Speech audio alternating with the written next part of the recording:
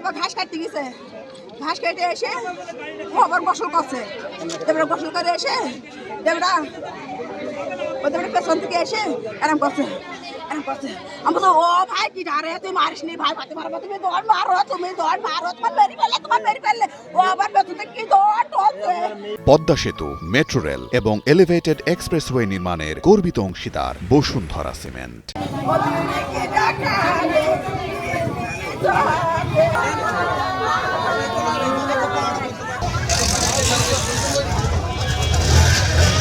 যখন ভেঙে গেছে আমরা আবার দুটো মিস্ত্রি এসে পাশেরটা গেঁথে দিয়েছি।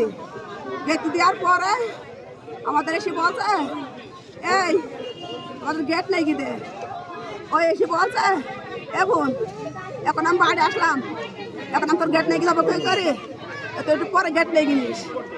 ওই বলি গ্যাম যাম। ও আবার বলছে তুই এখানে এসে তোর গাড়িটা আর তোর ওই তালা মারবো, তালা মারতে বললাম তো বলছে তালা মারবো। এবারে যে তালা মারবো কথা বলেছে, ও বলছে যাবো আমি, কি করবি তুই আমার। এবার যাই গিয়েছে ও আবার টিংদি এরম করে ধরে আছে। ধরার পরে টিংদি যখন ধরেছিল ও তখন পড়ে গেছে। আল্লাহ তুমি কেন আমার ভাইকে ভিক্ষে দিলি না আল্লাহ।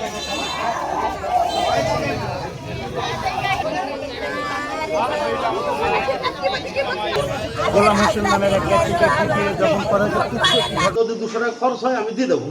ও বলে এই মুহূর্তে তুই আগে গেট লাগিয়ে দি, তারপর যা। আর ও জোর করে গেছে, আর মেয়েটা পড়ে গেছে দিয়ে তখন মায়ের কোল ধরে করে আমি করছি, ও পালে এসে আমাদের তখন শেখ পাড়ার 3-4টে ছেলে মিলে দিলাম। আমি বললাম যে বোন দেখ ভুল ভাঙতে যা হয়ে গেছে ওরতে ওটা ভাসুর হয়, তো বলছি মাফ করে দেবো। তুই 5 না কি বললাম তোকে মাফ করে দেবো। ও বললে আমি মনের তরফ থেকে মাফ করে দিই। তখন হিললালের ছেলে ছিল পুলক, ও বললো যে তাহার হয়ে গেছে, তখন নিজেদের মধ্যে এটা মাফ করে দাও। তুই বলে ঠিক আছে গাড়ির চাবি টাবি দিয়ে দেবো। কালু বললে আমি মাফ করলাম।